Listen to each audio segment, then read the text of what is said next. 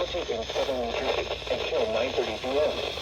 At 10:24 p.m., a severe thunderstorm was located moving south and west, or 18 miles northeast of Atlantic City, moving southeast at 25 miles per hour. Hazard, 60 miles per hour in gust from any size hail. Source, radar indicated. Intact, damaged roof, planting, trees, and power lines if possible.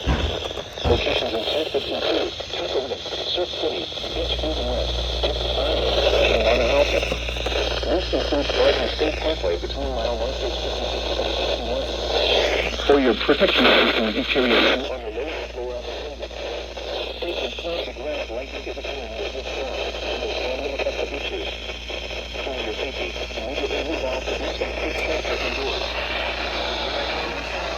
I'm recording. I'm recording, give me a second. I'm recording.